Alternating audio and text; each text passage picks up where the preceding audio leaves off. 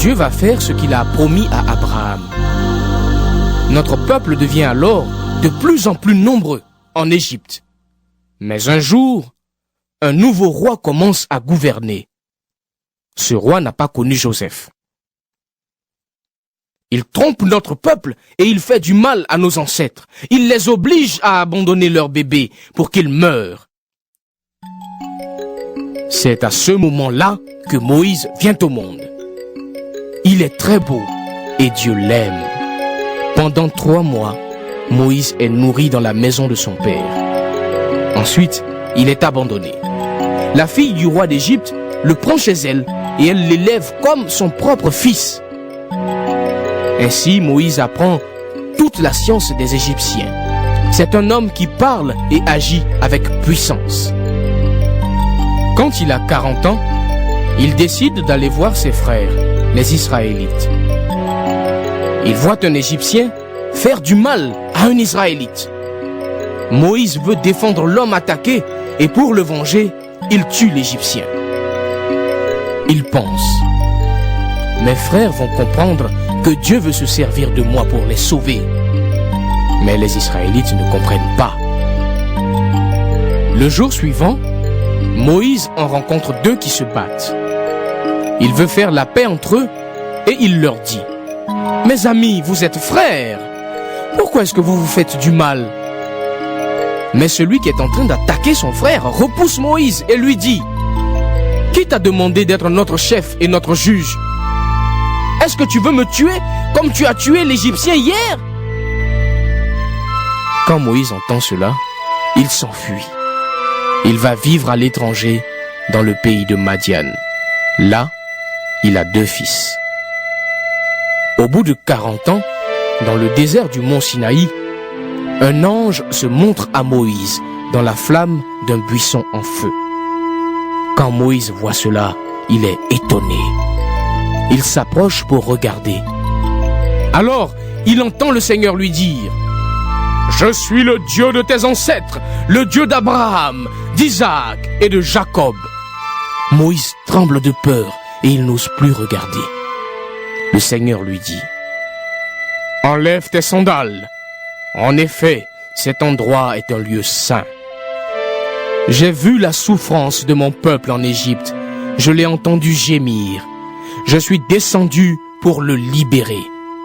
Et maintenant, va, je t'envoie en Égypte. Avant, les Israélites avaient rejeté Moïse en lui disant: qui t'a demandé d'être notre chef et notre juge? Eh bien, ce même Moïse, Dieu l'envoie pour conduire et libérer son peuple.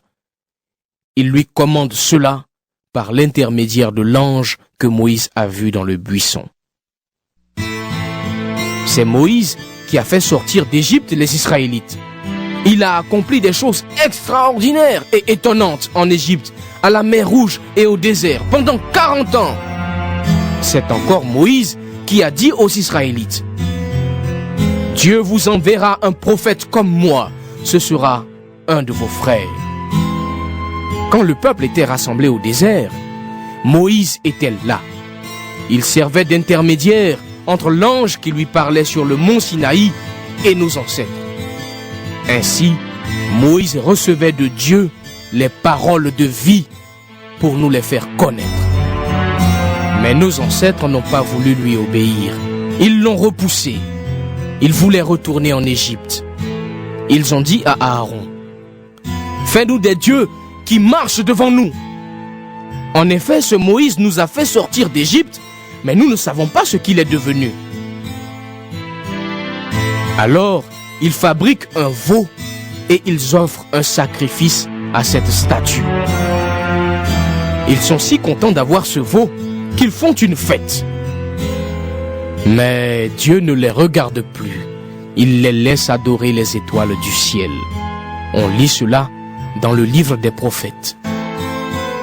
Peuple d'Israël, est-ce que vous m'avez offert des animaux et d'autres sacrifices pendant 40 ans dans le désert? Non, mais vous avez porté la tente du dieu Moloch. Vous avez porté l'étoile de votre dieu Rephan. Ce sont les objets que vous avez faits pour les adorer. C'est pourquoi je vous emmènerai prisonniers, plus loin que Babylone. Dans le désert, nos ancêtres avaient l'attente de la rencontre avec Dieu. Moïse l'a construite comme Dieu l'a commandé. Il l'a faite d'après le modèle qu'il a vu. Plus tard, les enfants de nos ancêtres ont reçu cette tente à leur tour.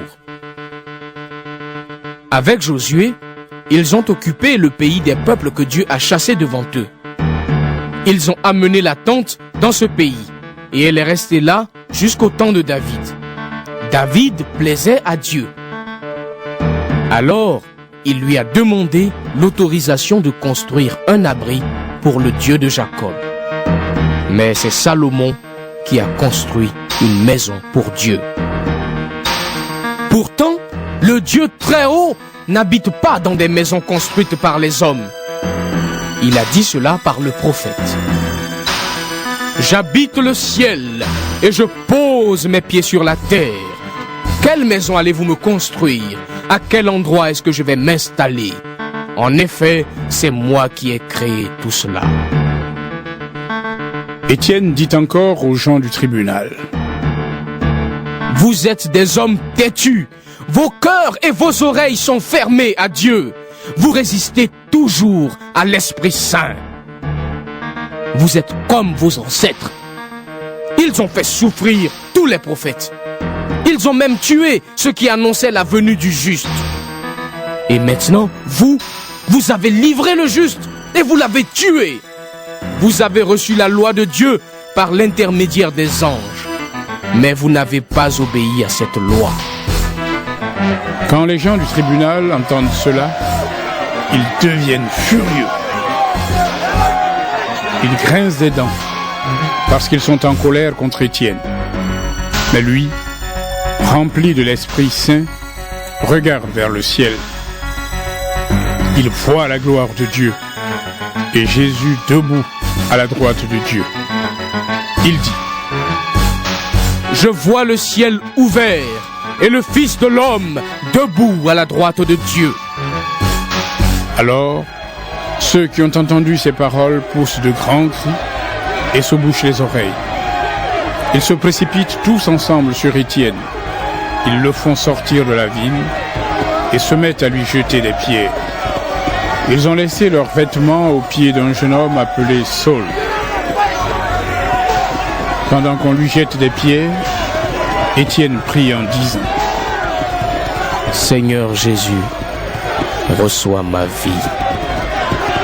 Ensuite, il tombe à genoux et il crie de toutes ses forces: Seigneur, pardonne-leur ce péché. Après qu'il a dit cela, il meurt. Acte chapitre 7. Le grand prêtre demande à Étienne: Ce qu'on dit de toi, est-ce que c'est vrai? Étienne répond: Frères et pères, écoutez-moi. Le Dieu glorieux s'est montré à Abraham, notre ancêtre, quand celui-ci était en Mésopotamie. C'était avant qu'Abraham parte habiter à Haran. Dieu lui a dit: Quitte ton pays et ta famille et va dans le pays que je te montrerai. Alors Abraham a quitté le pays des Babyloniens et il est allé habiter à Haran. Ensuite, le père d'Abraham est mort et Dieu a fait passer Abraham de Haran dans le pays où vous habitez maintenant. Là, Dieu n'a donné aucune propriété à Abraham, pas même un petit morceau de terrain. Mais il lui a fait cette promesse: Je te donnerai ce pays, tu le posséderas, toi et tes enfants après toi. Pourtant, Abraham n'avait pas d'enfants. Dieu lui a dit: Les enfants de tes enfants vivront dans un pays étranger. Là, ils deviendront esclaves et on leur fera du mal pendant 400 ans. Mais Dieu a dit aussi: Moi, je jugerai le peuple qui fera d'eux ses esclaves. Ensuite, ils partiront et ils viendront m'adorer ici. Puis Dieu a fait alliance avec Abraham.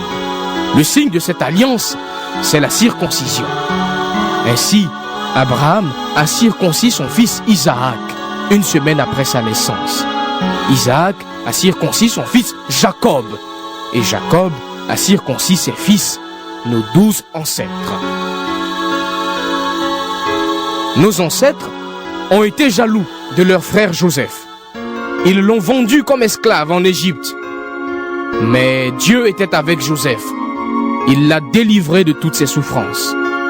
Il lui a donné la sagesse pour parler au Pharaon, roi d'Égypte. Il lui a donné aussi d'être agréable à ce roi. Celui-ci l'a nommé gouverneur d'Égypte et responsable de toutes ses affaires. Mais voilà qu'il y a une famine dans toute l'Égypte et tout le pays de Canaan. Les gens souffrent beaucoup et nos ancêtres ne trouvent plus de nourriture. Jacob entend dire qu'il y a du blé en Égypte. Il envoie nos ancêtres une première fois. Quand ils y vont pour la deuxième fois, Joseph se fait reconnaître par ses frères.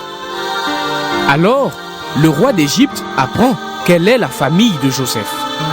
Joseph envoie chercher son père Jacob et toute sa famille. En tout, il y a 75 personnes. Jacob vient donc en Égypte, il meurt là, et nos ancêtres aussi. On transporte leur corps à Sichem et on les enterre dans la tombe qu'Abraham a achetée avec de l'argent au fils d'Amor à Sichem. Le moment approche où Dieu va faire ce qu'il a promis à Abraham. Notre peuple devient alors de plus en plus nombreux en Égypte. Mais un jour, un nouveau roi commence à gouverner. Ce roi n'a pas connu Joseph. Il trompe notre peuple et il fait du mal à nos ancêtres. Il les oblige à abandonner leurs bébés pour qu'ils meurent.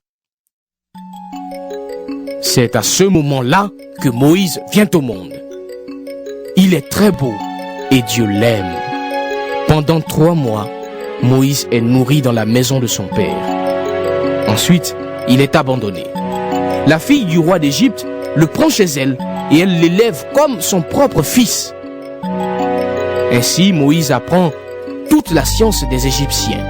C'est un homme qui parle et agit avec puissance. Quand il a 40 ans, il décide d'aller voir ses frères, les Israélites. Il voit un Égyptien faire du mal à un Israélite. Moïse veut défendre l'homme attaqué et pour le venger, il tue l'Égyptien. Il pense: mes frères vont comprendre que Dieu veut se servir de moi pour les sauver. Mais les Israélites ne comprennent pas. Le jour suivant, Moïse en rencontre 2 qui se battent. Il veut faire la paix entre eux et il leur dit: mes amis, vous êtes frères. Pourquoi est-ce que vous vous faites du mal?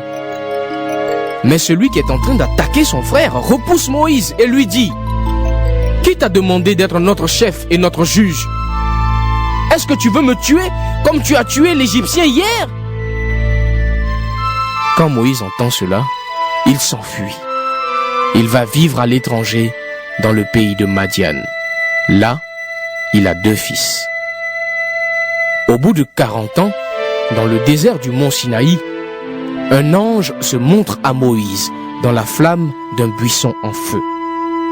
Quand Moïse voit cela, il est étonné. Il s'approche pour regarder. Alors, il entend le Seigneur lui dire: je suis le Dieu de tes ancêtres, le Dieu d'Abraham, d'Isaac et de Jacob. Moïse tremble de peur et il n'ose plus regarder. Le Seigneur lui dit: enlève tes sandales. En effet, cet endroit est un lieu saint. J'ai vu la souffrance de mon peuple en Égypte. Je l'ai entendu gémir. Je suis descendu pour le libérer. Et maintenant, va, je t'envoie en Égypte.